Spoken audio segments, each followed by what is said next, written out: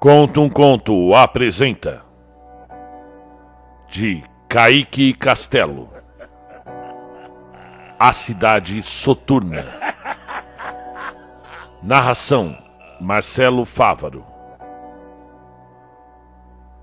Em meio ao imutável e inquebrantável desconhecido, a prata se torna ouro, o céu se torna o inferno, e a vida, em um vislumbre com a verdade, se torna a morte. Capítulo 1. Fragmento de horror. Desde as eras antigas, fala-se de lendas e mistérios assombrosos, de ameaças inomináveis, oriundas além do intelecto humano. Tais horrores que, por sua vez, crescem em sua maioria em áreas do mundo em que não se tem muito contato com o contemporâneo.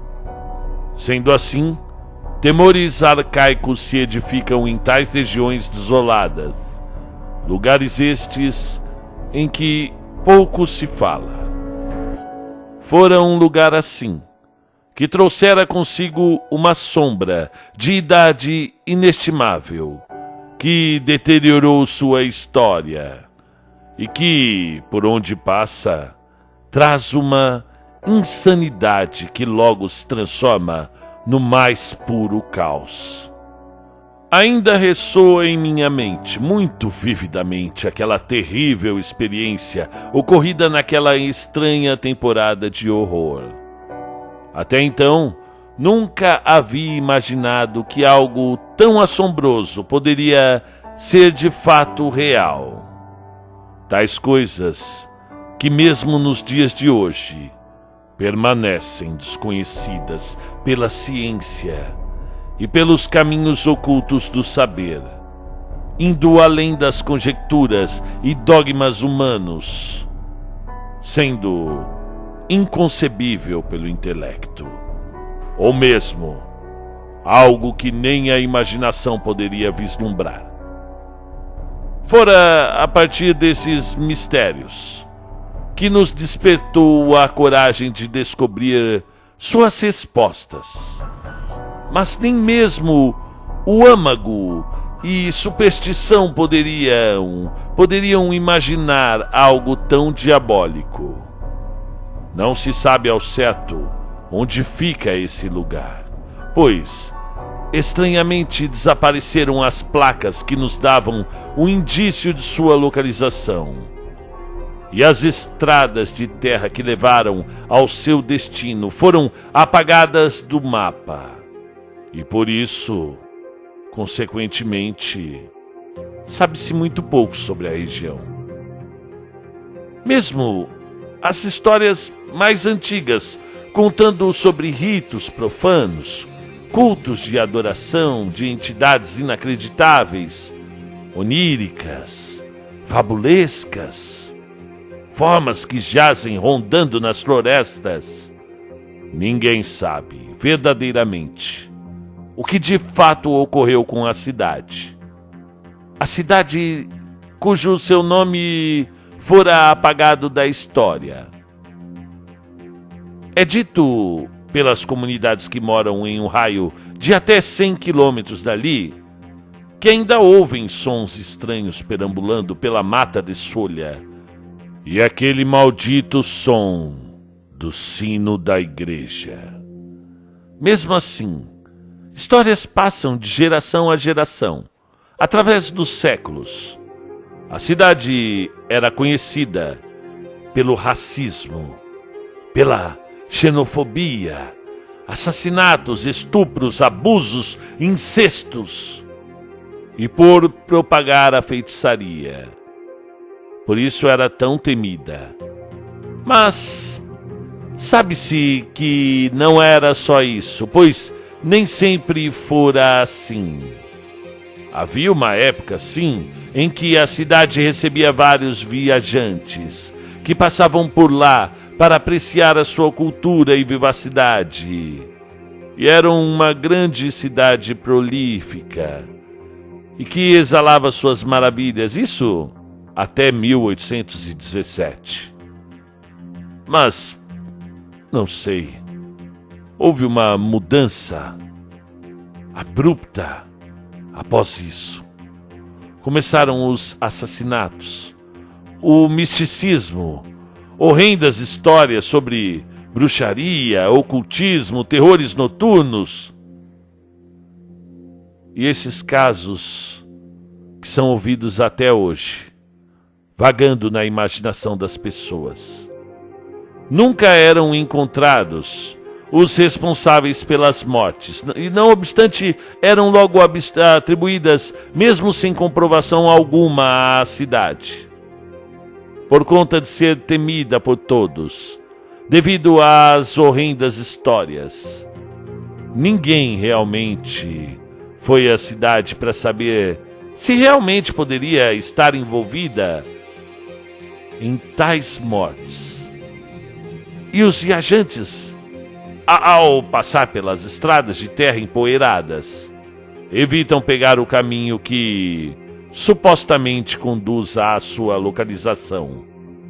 Mas então até ninguém sabia por qual inenarrável circunstância a cidade jazia assim, silenciosa, e tentando ao máximo ser evitada. Em que apenas a imaginação tentava especular. Foi aí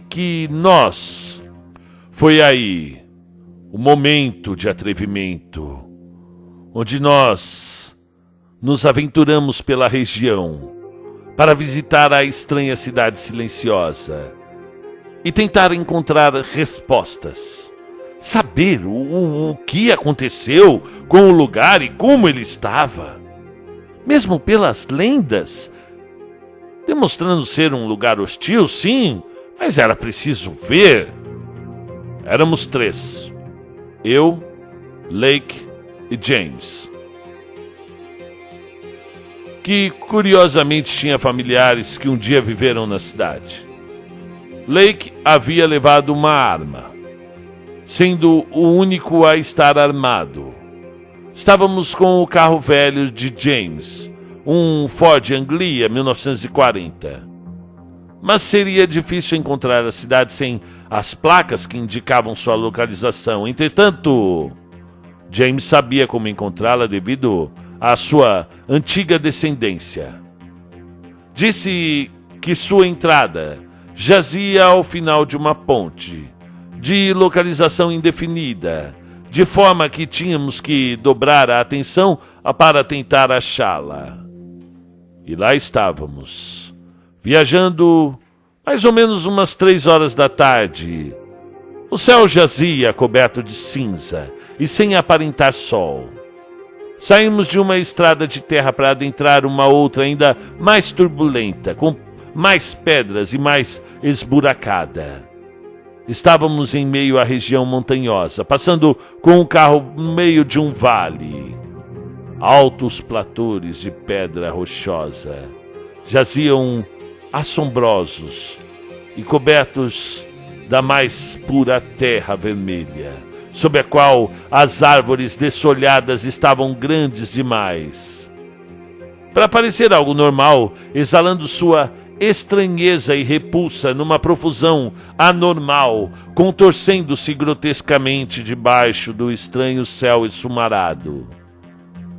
Após passar pela região infestada de árvores desfolhadas, havíamos chegado a um grotesco trecho pantanoso quando a chuva chegou e trouxe consigo relâmpagos atravessando e ilustrando assustadoramente o céu hostil e cinzento.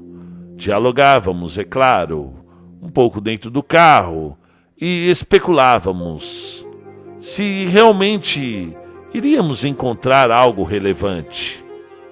Foi quando, em meio à estrada lamacenta, o carro havia parado e James ficou rapidamente alarmado com isso, pois já estava tarde e em relação às nossas casas, estávamos longe demais. Além disso, havíamos cruzado um caminho que nos mapas já não mais existia. James colocou o pé no acelerador e fora respondido com o som do pneu rodando na lama, mas sem sair do lugar, até que o carro pifou. Ficamos parados por um tempo, murmurando sobre o que poderíamos fazer naquele momento. Em meio a isso, James havia já virado a chave várias vezes, mas suas tentativas foram infrutíferas, pois o carro se mostrava incapaz de funcionar. Não levantamos protesto durante nossa ideia e todos concordamos em sair do carro e continuar a pé.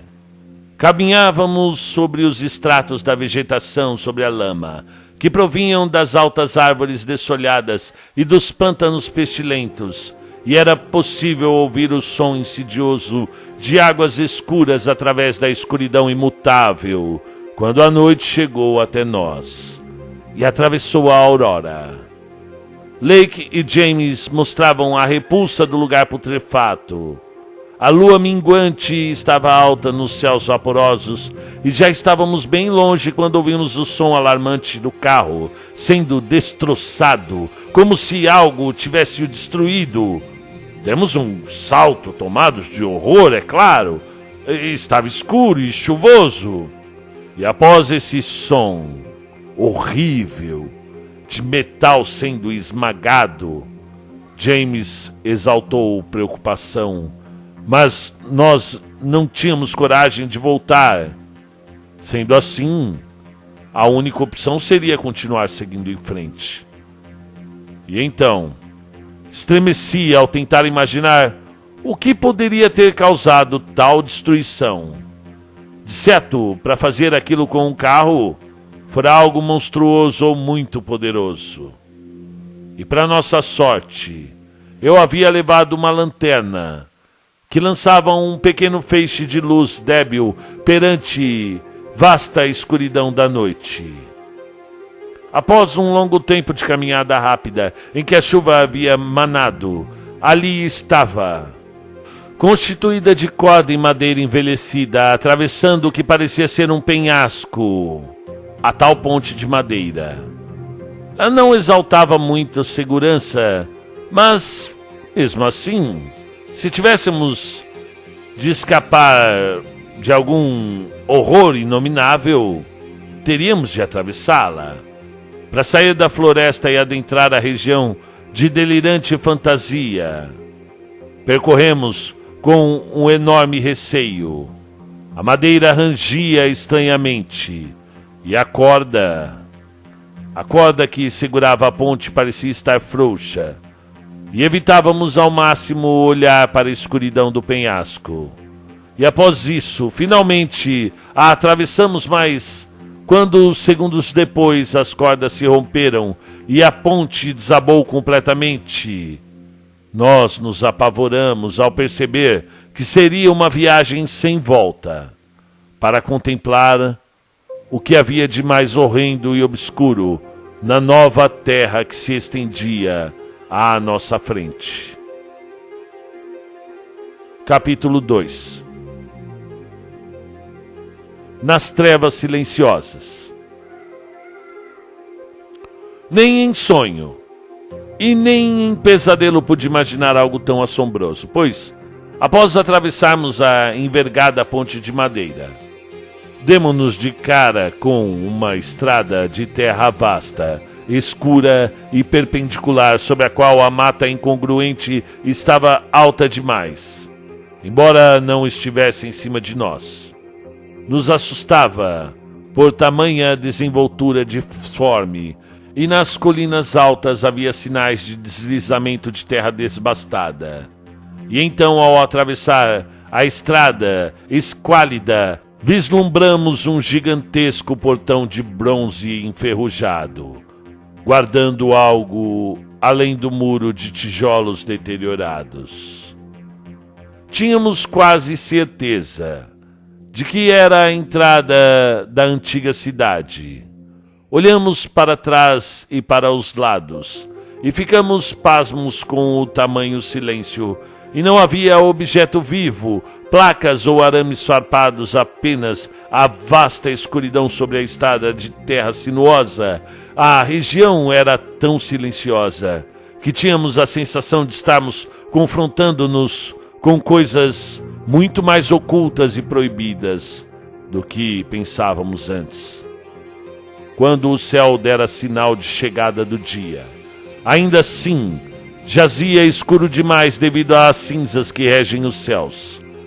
E os corvos saltaram do topo das árvores gigantescas, secas e grotescas, em uma profusão anormal para dardejar quase que involuntariamente.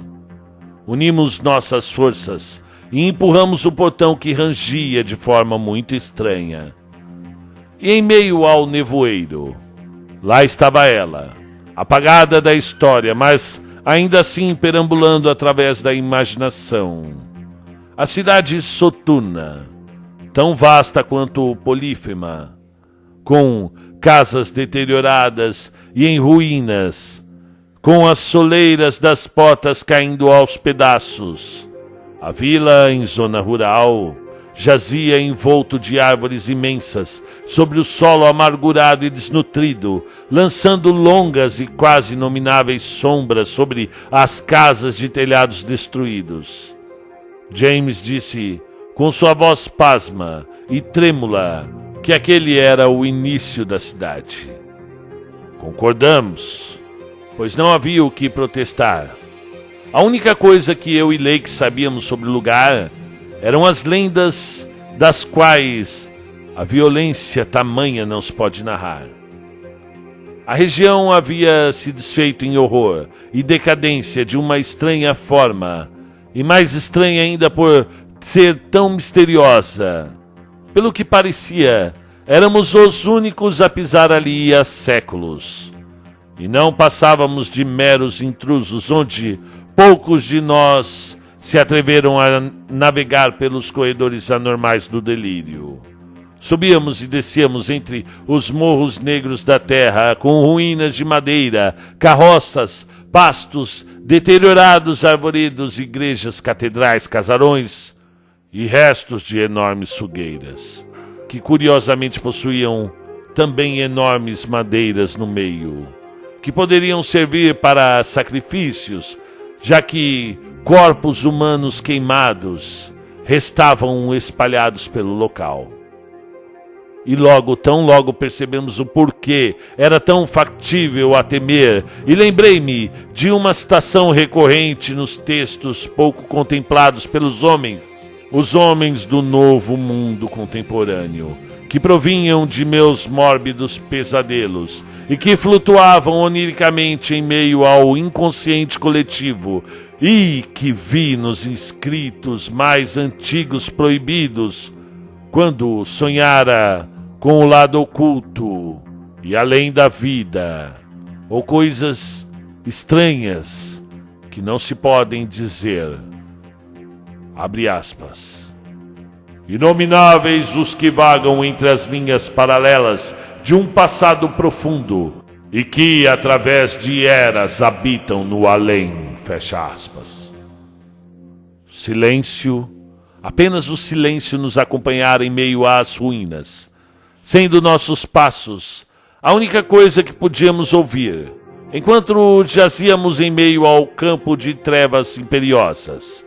James e Lake não exaltavam nenhuma palavra, mas, quando nos aproximávamos de uma deteriorada residência, estremecia ao capturar de relance uma curiosa figura escura quando, me observando dentro da casa através da janela, percebera que eu notei sua presença e saiu de trás do vidro da casa rapidamente.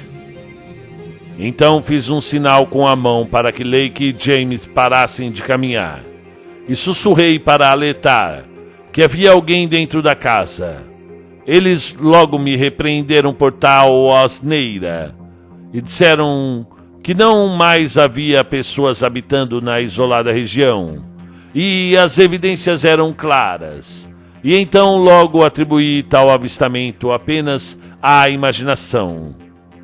No entanto, continuamos a caminhar pelo labirinto interminável, sobre a qual a estranheza e o temor pairavam, quando novamente avistei uma sombra.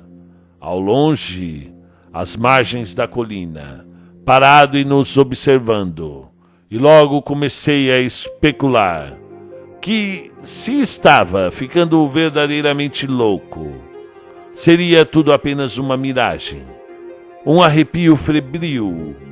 Chamei os outros dois, que congelaram de pavor, pois estávamos vendo mesmo aquela coisa. Lake ergueu levemente sua arma, estando em estado de alerta, quando a pessoa rapidamente adentrou a vegetação como um animal selvagem. Perturbados, tentávamos ao máximo não lembrar do que vimos, para prosseguir com nossas penetrações nas ruínas apagadas da história, nas vagas e empoeiradas ruínas da cidade sem nome, às margens da penumbra da noite, que trouxe consigo uma chuva vagarosa em meio àquele lugar místico e indizível de terras imutáveis sobre as casas de telhados em pedaços, as árvores desfolhadas e patriarcais, e os bosques crepusculares de eras.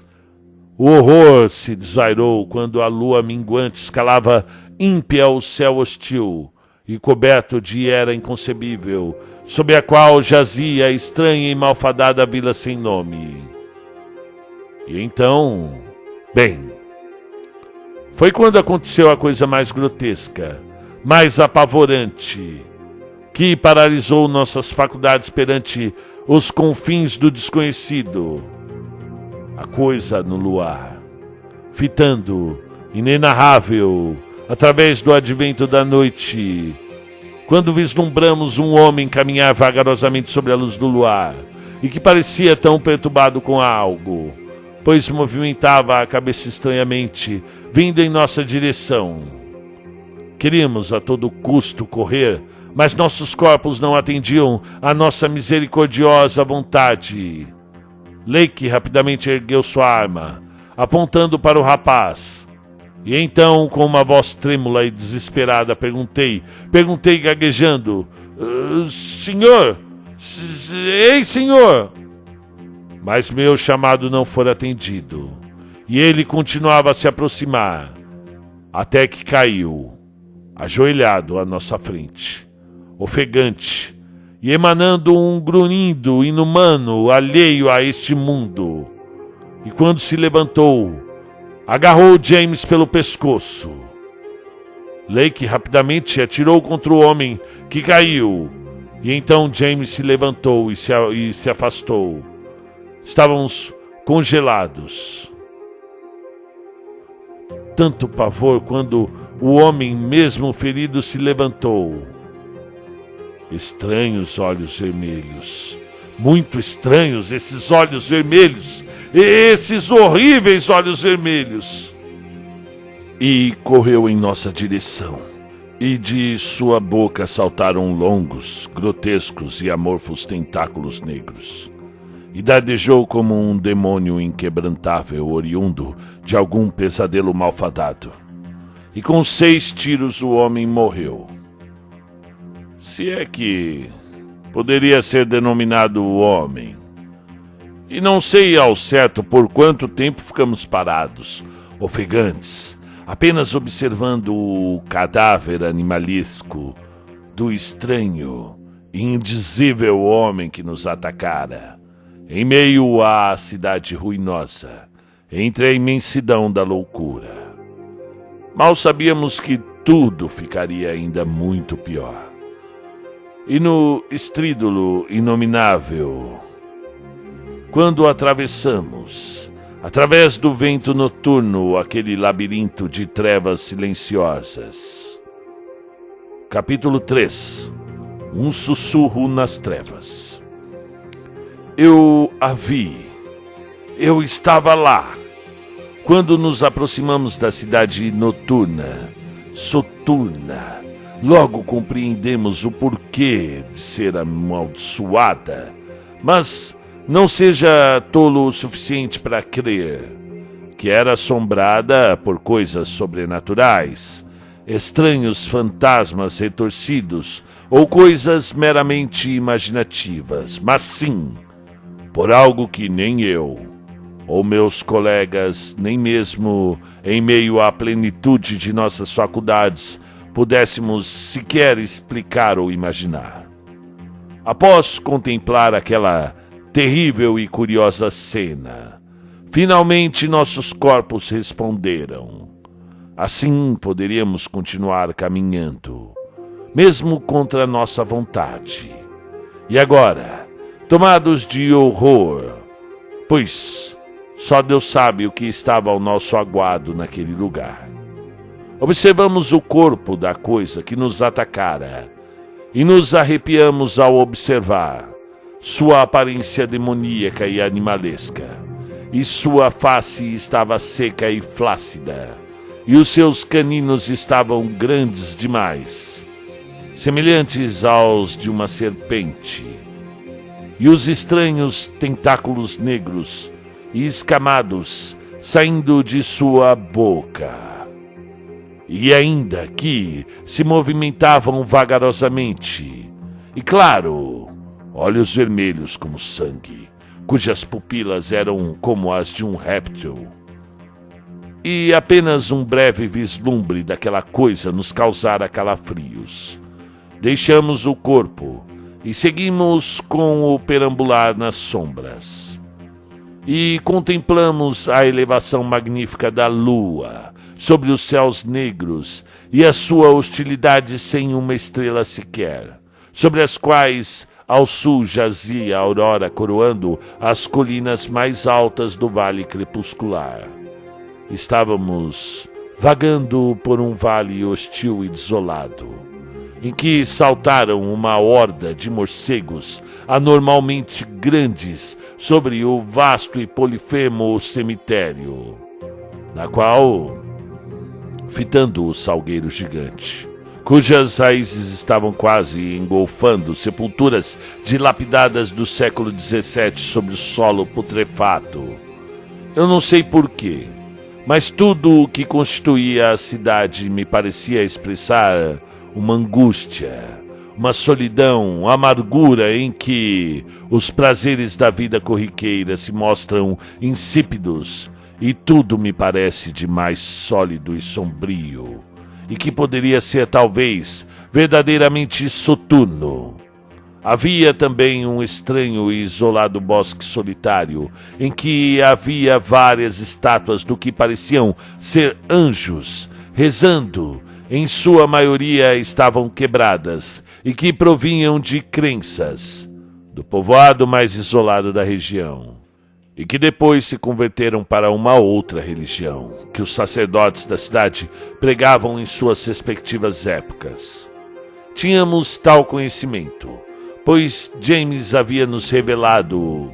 Sua família passava seus costumes e conhecimentos de geração em geração, e os seus descendentes eram da cidade remota.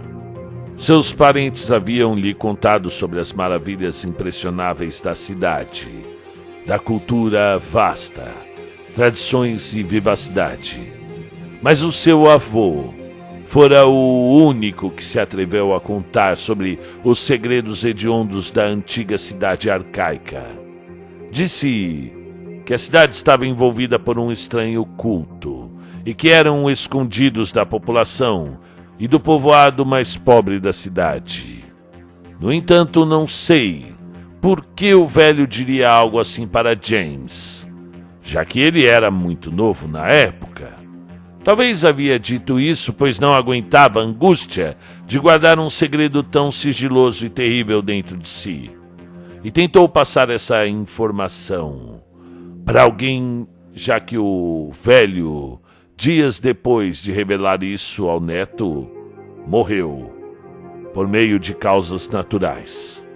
Mas, estranhamente, seus parentes mais distantes, que haviam lhe contado sobre o lado bom da cidade, não apresentavam quaisquer tipos de remorso, e mal se importaram com a morte do velho, o que logo gerava uma conspiração e desconfiança por parte de James, já que não apresentava doença e não era tão velho assim para morrer de formas naturais.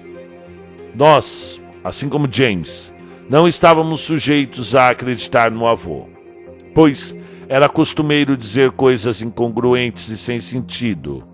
Mas começamos a repensar sobre isso, após presenciar coisas estranhas na antiga cidade. E James começou a desconfiar de sua família, perante os segredos vindos de seus descendentes. O vale crepuscular nos conduziu a atravessar um pântano vazio e constituído de pedras pútridas e vegetação rasteira, na qual rege estranhos e malfadados ossos humanos. Esqueletos quase que inteiros em meio ao lodo intangível que possivelmente eram de viajantes ou fazendeiros da região, ou de pessoas que já haviam morrido não há muito tempo, já que havia muita carne e músculos envolvendo parte dos ossos que exalavam um horrendo odor de carne putrefata no ar. Sendo assim, não fazia muito tempo que eles haviam morrido. E era isso que nos assustava. Naquele momento estávamos nos perguntando onde estava a maior parte da população da cidade, já que havíamos avistado poucas e estranhas pessoas na vila. E a resposta veio da forma mais bizarra possível. Quando saímos da região pantanosa e adentramos uma estranha área da cidade, e que me parecia mais sinistra do que a vila que havíamos acabado de passar. O declive era escuro e estreito, e não havia como os raios vacilantes da alta lua minguante adentrar em meio ao crepúsculo da meia-noite. E tentávamos ignorar os corpos mórbidos e cobertos de sangue coagulado. Lá do alto era possível ver e ouvir os longínquos ladrares de terríveis cães de caça enormes, rosnando e latindo enfurecidamente contra a nossa presença. Caninos avantajados, patas grotescas, e estavam em grande número, com os olhos vermelhos, que ao longe era possível enxergar, pois brilhavam horrivelmente em meio à noite. Estávamos nos aproximando de pequenas casas na beira da estrada coberta de terra. Tais casas que nos fizeram temer o futuro, pois abrigavam pessoas estranhas, com figuras com aparência sombria, e a expressão em seus rostos era repulsiva, como de ódio e morbidez. E os seus olhos eram iguais aos do homem que havia nos atacado. Ao passar por elas, curiosamente não nos atacaram e não nos disseram uma palavra sequer. Nós nem nos atrevemos a executar uma tentativa passiva de diálogo. E eles apenas nos encaravam com suas repulsivas expressões animalescas. O tempo passou, até que finalmente emergimos dos corredores de terra negra e ouvimos o ribombar do sino das catedrais. E então nos despertou a mais terrível das sensações de pavor, quando vimos uma multidão de pessoas caminhando sobre o luar, atravessando a estrada de terra rumo a algum lugar desconhecido. E aquelas pessoas apareceram após o som dos sinos, como se estivessem programadas ou em transe, hipnotizadas com algo ou sendo controladas por alguma força maligna e indizível. Os altos platores de terra não permitiam que nós pegássemos outro caminho. Sendo assim, teríamos que seguir a multidão de pessoas. Executamos nossa caminhada após a dispersão das figuras estranhas de olhos avermelhados. E sobre o caminho de terra sinuosa, perto de áreas isoladas, havia formações de altas pedras de arenito, que formavam círculos. Estavam em toda parte e poderiam servir como palco de ritos primitivos e malfadados em meio à antiga terra indígena. E após isso, não demorou muito para que chegássemos ao desconhecido destino. Sobre os horizontes viam-se os clarões dos relâmpagos em meio à chuva vagarosa. E sobre os raios vigilantes do luar ali estava a parte central da cidade soturna, constituída de paredes altas de tijolos negros, e em sua maioria aquela parte da cidade era bem diferente da zona rural, já que provinha do século XV. Apenas em seus contornos gerais, pois o resto eram apenas altos monólitos negros, um complexo de totens monstruosos, fogueiras ritualísticas, com um brilho a dançar ao ritmo arrepiante do luar gélido do vento noturno sobre aquela arquitetura pesadelar e inexorável, sobre as quais nenhum humano comum poderia conceber. O vento soprava torrencialmente através do gigantesco e complexo labirinto das trevas, e em que do topo dos totens jorrava um fogo alarmante que iluminava o bizarro santuário de horrores que provém daquele covil de estranhos segredos. Avistamos então as pessoas de estranha e desconhecida conjectura, caminhando sobre as ruas de pedras negras e pavimentadas, com mantos negros, caminhar vagaroso e segurando velas avermelhadas, refletindo seus olhares penetrantes, e os vimos descer numa depressão no meio da cidade, e envolto dos altos pilares de pedras, formando um semicírculo disforme. Altos castelos góticos, com horrendas gárgulas de ferro, altas com asas membranosas, chifres envergados, olhos túrgidos e vítreos, e pareciam se contorcer de forma monstruosa contra a lua. Havia torres com escritas de linguística desconhecida por nós, e estranhas e enormes estátuas de pedra. Atravessamos então aquelas estruturas magistralmente monstruosas e odiosas em que o lufar do vento noturno se fazia mais e mais intenso. E encontramos então a passagem de pedra na qual a multidão de pessoas adentrava. E vimos que se estendia metros e metros para baixo. Nos arrepiamos com estranhas sombras esgueirando por trás das árvores.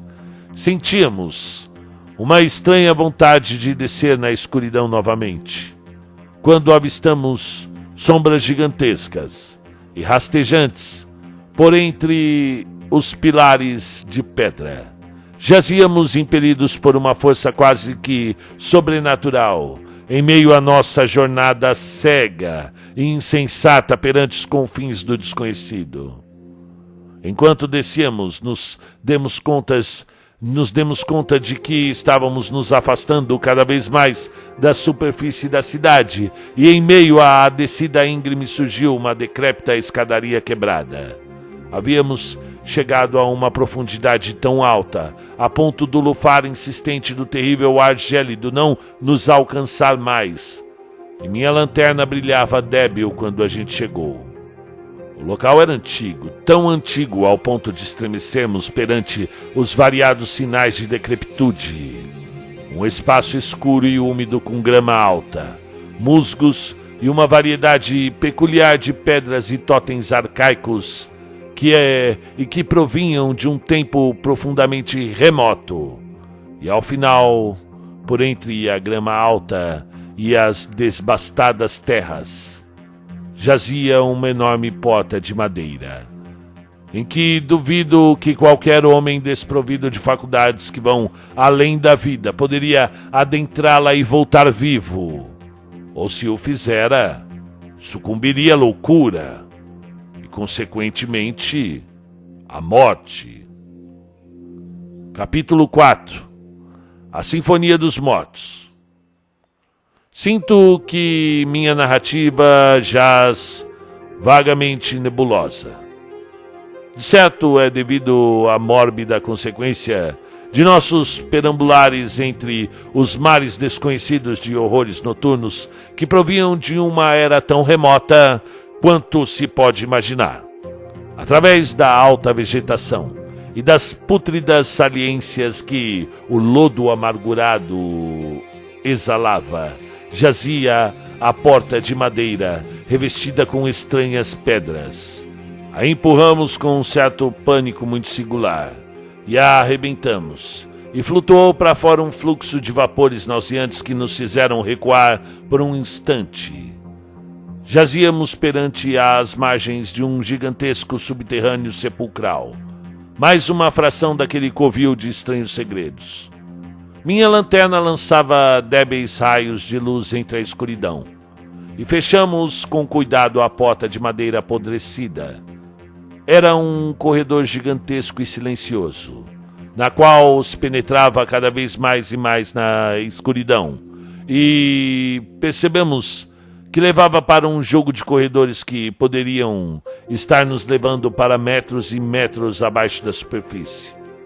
Logo ouvimos o som apavorante de passos, que vinham da multidão de pessoas, que pareciam estar muito longe de nós. Mantivemos a visão fixa no brilho de minha lanterna, e vislumbramos a obra realizada pelos religiosos da cidade de um tempo imemorial, cujos interiores continham o pior dos horrores.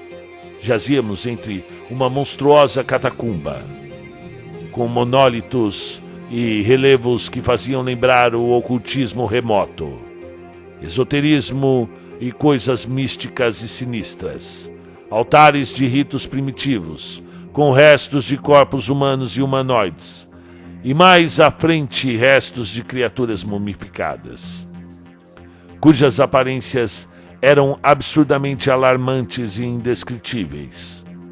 Tais inomináveis ameaças que nós nunca havíamos visto antes.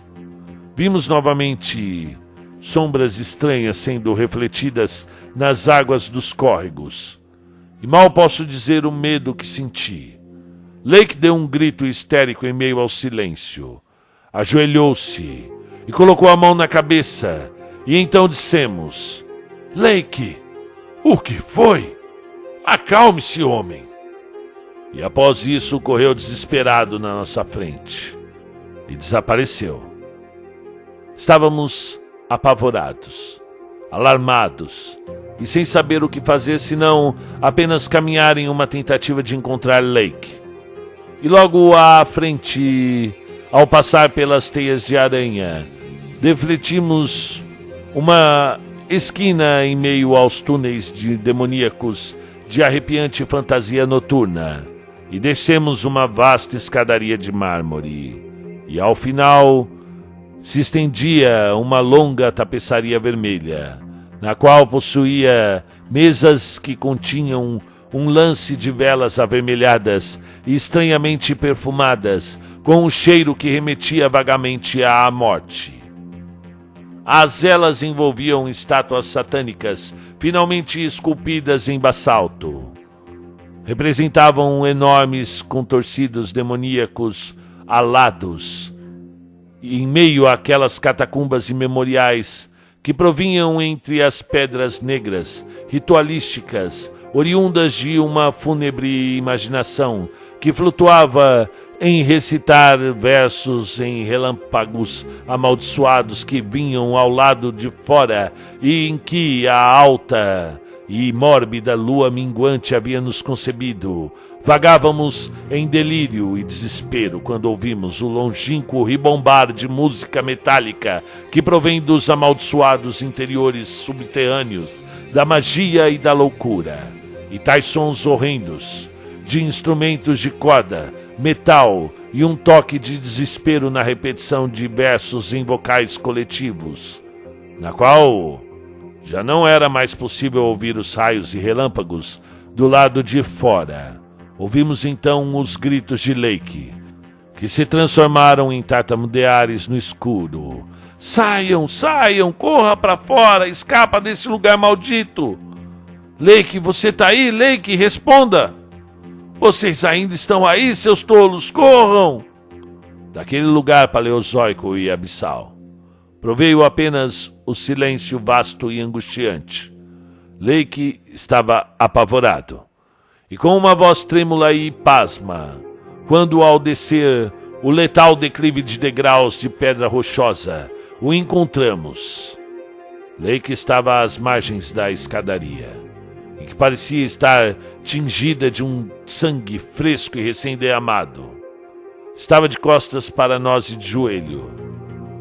Estava escuro demais para que pudéssemos vê-lo com clareza, quando o lufar do ar da morte, oriundo das catacumbas que remetiam à solidão, soprou. James não disse uma só palavra, apenas tremia. O calafrio se apresentou quando, em um ato infrutífero de desespero, disse mais uma vez: Lake, o que foi? Você tá bem? O cúmulo do horror se desairou quando ele se virou, e o seu rosto, respondendo com uma voz grave, demoníaca, animalesca, remota e assombrosa, suplicando palavras que nos fizeram estremecer. Idiotas! Tolos! Lake está morto! O delírio arrebatou nossas mentes. Lake saltou em nossa direção e o seu corpo se desfez. E então, se a coisa grotesca e inominável, artrópode tentacular, que saltou de dentro do pescoço de Lake, destruindo seu corpo e rastejando em nossa direção. E a coisa assemelhava-se às múmias das pragas que havíamos visto. Bem, corri como um louco, mas James paralisou e, consequentemente, fora despedaçado pela monstruosidade histérica, quebrando seus ossos despedaçados com a sua carne e ecoando os últimos gritos de James entre a escuridão crepuscular. Lembro-me bem de escorregar em um túnel que penetrava ainda mais na parte subterrânea da cidade soturna, e levantei poeira de areia até que eu caí num lodo estranho. Passei por um corredor claustrofóbico de águas claras, e só então eu vi os interiores daquele lugar sinistro. Lá embaixo, a multidão de pessoas, com os pés nas águas, cultuando algo que eu desconheço.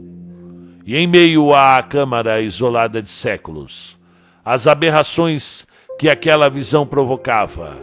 Quando desci e me aproximei das pessoas, cantando e elevando seus vocais de forma perturbadora, ameaçadora e gloriosa.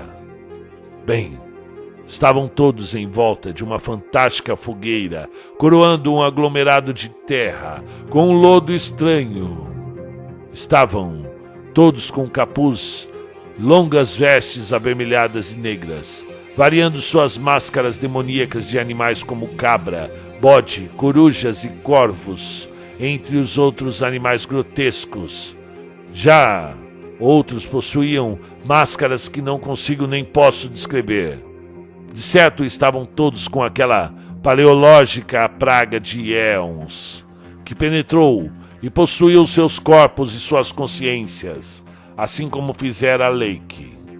Todos se ajoelharam perante a fogueira. E quando isso ocorreu, a entidade de além-mundo emergiu do fogo alienígena. E tal fogo que se fez cada vez maior e mais intenso, se refletindo nas águas. A enxerguei com a apavorante e plena nitidez, em meio aos vocais épicos, graves e arrebatadores. E a coisa se levantou, e parecia ser a plenitude do ápice, ao ápice da evolução daquela praga parasita, e dardejou como uma indizível monstruosidade o seu mero surgimento, que me causou a mais terrível das sensações. E em minhas palavras não são capazes de conceber uma descrição compreensível. A sombra espectral da decadência da cidade que ecoava através do rugido da criatura monstruosamente horrenda. Uma massa negra de terríveis sonhos que o planeta deveria para sempre ocultar. O Deus que aquelas pessoas fanáticas cultuavam estava pegando fogo, e então saiu da fogueira de forma onírica e espectral, vomitando fogo e jogando pedras nas águas. E então, logo corri daquele lugar, pois se a sombra decadente me visse, certamente seria o meu fim.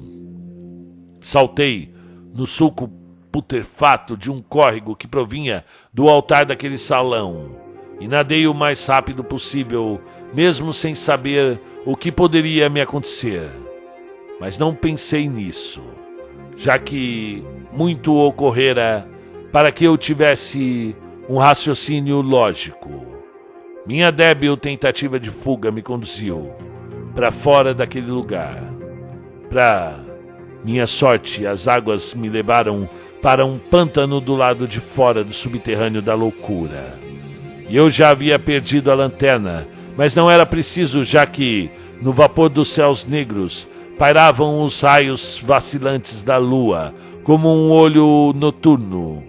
Saí como um relâmpago rumo à estrada de terra mais próxima, para escapar daquele pesadelo cósmico. E senti a presença de eventos lunares que nunca vi antes. Estrelas estranhas flutuavam no céu, como se estivessem em um ritmo da Sinfonia dos Mortos. Uma torrente de pensamentos e pesadelos saíram da minha mente quando saí da estrada de terra e atravessei as árvores que cobriam a lua. E por fim, senti uma lúgubre paz ao avistar a lua sumir e o sol se erguer ao horizonte. Pobre Lake, pobre James. Mal tiveram a chance de avistar o sol no horizonte por uma vez mais.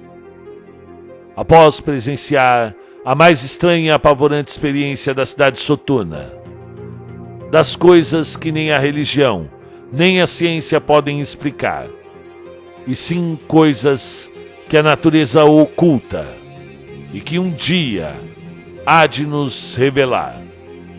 Os horrores mórbidos da plenitude dos meus pesadelos. Fim do conto. Muito bem, este foi o Cidade Soturna de Kaique Castelo, e ele mandou esse e-mail para mim, é da série Novos Escritores. Ele mandou esse e-mail já tem uns 2 meses. Oi Marcelo, sou muito fã do seu trabalho no YouTube, me chamo Kaique, tenho 14 anos e escrevo contos de terror. Gostaria de saber se eu poderia mandar um conto de um livro que eu estou escrevendo. E se você gostar, poderia fazer uma narração no seu canal para divulgar o meu trabalho. Obrigado pela atenção. Aí eu respondi na mesma semana que eu ia ler quando eu pudesse. E ele mandou o texto para mim, Cidade Soturna. Sobre o conto. É preciso levar em conta que esse escritor tem 14 anos. Oh, vocês sabem o que é isso, gente? Provavelmente ele não lembra nada, ou pouca coisa do que ocorreu antes da Copa do Mundo de 2014. Então é um rapazinho ainda, né? Eu tenho um filho aqui de 14 anos, eu sei do que se trata. E primeiro te parabenizar muito, parabéns por escrever aos 14 anos. Eu lido com essa idade na escola, eu dou aula para alunos da sua idade, e muito difícil ver alguém que se interessa pela escrita, pela literatura, pela leitura, e pelo jeito você já tem um estilo de escrever, você já tem as pessoas certas te influenciando. Dá para ver aqui que a sua influência é fortemente Lovecraftiana, não só no tema da Cidade Soturna, mas no léxico, na escolha lexical. E fique tranquilo, viu, Kaique Castelo? Assim como o escritor Marcelino Freire, que é maravilhoso, está no Instagram, vocês precisam seguir esse escritor maravilhoso, Prêmio Machado de Assis, Prêmio Jabuti. Ele fala que é normal no começo da nossa trajetória que nós imitemos os nossos grandes ídolos e que conforme a gente vai pegando as manhas, nós vamos nos distanciando deles e encontrando o nosso próprio caminho, nosso próprio estilo, nossa própria estética. Então, eu queria agradecer muito você por ter tido a coragem por enviar. O conto ficou muito bom, principalmente se tratando de um aluno de 14 anos. Se fosse o meu aluno, com certeza já ia tirar 10 para o resto do ano só com esse conto aqui, ok? Gostei da escolha lexical, não é muito o estilo que eu abordo, né? Eu gosto de algo mais de ação e o seu estilo é mais descritivo, à lá Montanhas da Loucura, ok? Mas tem muita gente que gosta aqui no nosso canal. Aliás, o Montanhas da Loucura é o segundo conto mais ouvido, atrás apenas do Chamado de Cthulhu. Então, você está no caminho certo.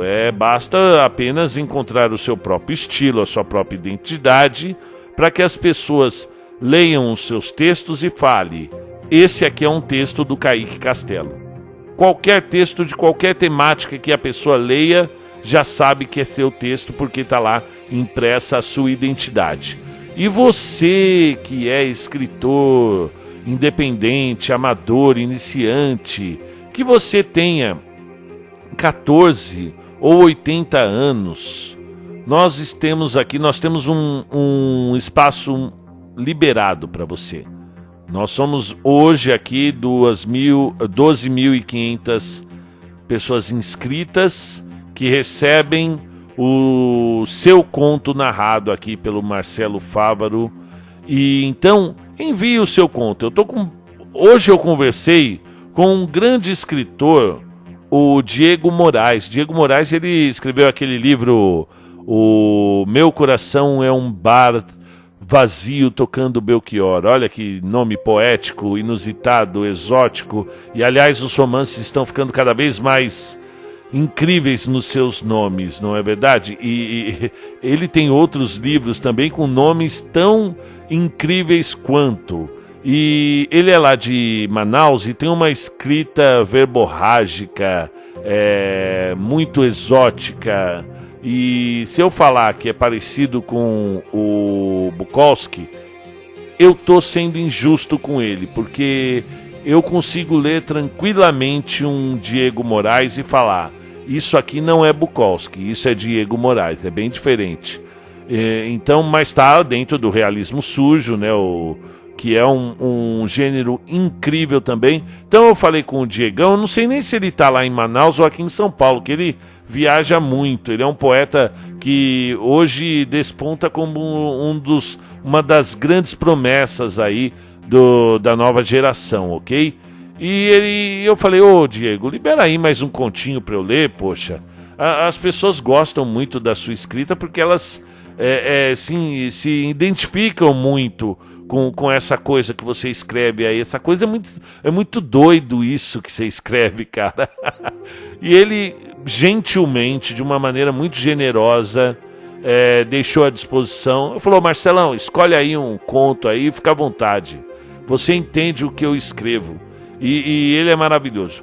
Conversei também essa semana com o meu amigo lá de Cabo Verde, o grande poeta Mário Loff. O Mário Loff, a gente já teve alguns contos dele aqui, narrados, e vocês gostaram muito, pediram bastante, e eu quero trazer mais. Só que fazia mais de 1 ano e meio que ele não me mandava nada. Ele mandou O Rapto da Primeira Dama, que para mim é de uma beleza, de uma poesia, de uma tragédia. É um conto maravilhoso, que foi o primeiro que eu li aqui. O segundo foi Damádia, o Decifrador de Espíritos, um conto incrível. E o terceiro foi A Empreendedora, do Mário Loff. É uma história sobre um vestido que vocês precisam ler, precisam ouvir. E aí ele conversou comigo, mandou mais um texto para mim, está separado aqui para ler. E outros escritores, grandes escritores também, me enviaram. Eu conversei também com o Dylan Ricardo, aquele que escreveu Lady Catherine, que é um ladrão de túmulos que encontra algo muito sombrio em um das suas incursões noturnas, e muito bem escrito. Ele também, o Dylan Ricardo, está no Instagram, eu sigo ele no Instagram, e ele posta só coisa legal, cultura, coisa linda mesmo, o fino da bossa. E ele me mandou algo também que eu preciso dar uma olhada, tá no blog dele, no embriagadoemcorposvazios.com.br. Falei com o Elisaldo Correia também, que escreveu o texto Insônia aqui no canal, dá uma olhada lá. Ele é um querido também que sempre manda coisa legal pra gente, tem uma generosidade muito grande com o nosso canal, que precisamos de textos bons. Falei também com o Isaac Santos. Vocês vão lembrar quem é o Isaac Santos. Ele escreveu aquele conto Mitsuka, que eram 5 amigos que tiveram algo muito esquisito que aconteceu com eles na infância, e isso já faz mais de 20 anos numa floresta fria. Então foi bem esquisito a história, e muito bem escrita. E o Último Pôr do Sol, esse Último Pôr do Sol conta é uma história apocalíptica que tem uma poesia. Eu achei na época, já faz um tempo que a gente narrou, eu achei que esse conto dava até para trabalhar muito mais com ele, que ele tem uma poesia, o tema é incrível, viu? Então ele me mandou aqui, o Isaac Santos, tem mais algumas coisas aqui que ele me mandou, um conto curto que trata exatamente do que a gente vem trabalhando todos os dias nas escolas, nesse mês principalmente. Trata de uma maneira geral, mas efetivamente nesse mês, que é o caso da depressão. Então, o Som do Silêncio está aqui no meu e-mail, logo eu vou gravar, vou disponibilizar para vocês também. Recebi também um e-mail aqui do Bruno de Souza, o BS Oliveira, do Rio de Janeiro. E ele fala aqui conversou comigo sobre o Dagon do Lovecraft. E aí ele falou que participou de algumas antologias de conto de terror. E eu acho isso o máximo, né? E me mandou aqui No Centro do Caos, que eu vou narrar para vocês aqui, viu? Tá já na fila aqui. Na verdade, eu já li esse conto. Aí tem também aqui do Alex Bertotti. Meu nome é Alexander Bertotti, sou de Santa Catarina, 21 anos. Comecei a escrever faz pouco tempo. E o que mais me motivou a isso foi o fato de que estou sempre observando tudo e enxergando de forma diferente e complicada. Tudo parece ter um tom sinistro de poesia. Comecei com poesias e parti para os contos. Tenho escrito 3 e mais 40 poesias até agora. Gostaria que você lesse um desses contos, caso seja possível. Sim, eu vou ler, tá aqui. O Sonhar Trágico. É que é bem comprido, né? Eu preciso pegar um dia que eu tenho bastante tempo, ok? Aqui a gente está privilegiando, infelizmente pela falta de tempo, privilegiando os contos que têm até 5.000, 6.000 palavras, ok? Vocês vão lembrar do Lucas também, que mandou outro e-mail aqui, gente. Ele é lá de Curitiba, é aquele rapaz, um escritor cego, que escreveu o conto O Gigolô Cego. Conta aquela história divertida, leve, gostosa, eu ri bastante lendo, eu me diverti com ele e quero ler outros contos do Lucas. E ele me chamou novamente, falou: e aí, Marcelão, vamos conversar de novo? Claro que vamos. Escritores como o Lucas já tem a passagem garantida aqui, porque todo mundo adorou esse conto, viu? Tem também... e o Lucas mandou um abração para todos vocês, viu? que ele ficou surpreso, confessou que ficou surpreso com a quantidade de visualizações do Gigolô Cego e ficou muito feliz, viu? Ficou imensamente feliz, como ele mandou aqui no e-mail para mim. E ele está preparando um negócio novo aqui, parece que já está pronto, e eu quero narrar, viu, gente? Logo mais vocês vão ter mais um conto do Lucas. E aí o Emerson Fábio, não sei se vocês lembram, o Emerson Fábio, ele escreveu aquele conto que eu narrei aqui. Na verdade foram 3 participações do Emerson Fábio. Periferia Perfeita, que foi um continho, não, na verdade não é nenhum conto, é uma crônica que eu li aqui, que eu achei muito interessante. O Diário de um Demente, que se passa num manicômio e é perturbador. E o Meu Amigo Coelho, como eu gostei desse conto do Coelho. Eu acho que vocês vão lembrar que é um pai, que é violento e não quer dar o ovo de Páscoa pro menino e maltrata ele e tal. E de repente, alguém apota. E vocês precisam ouvir esse conto. Meu Amigo Coelho, é só digitar lá o nome do conto e depois conta um conto, ok? O Emerson Fábio mandou A Quinta Estação e eu espero que dê tempo para eu narrar logo A Quinta Estação também, ok? O Francisco tem 34 anos de idade, do Rio de Janeiro, também conversou comigo sobre RPG de mesa, que ele é jogador, mestre, que é um fã incontestável das obras do Tolkien, e ele acabou de escrever o primeiro conto, mas ele precisa arrumar algumas coisas na questão de direitos autorais que ele está resolvendo, e aí ele vai mandar para eu narrar aqui, ok? Francisco, espero que não demore.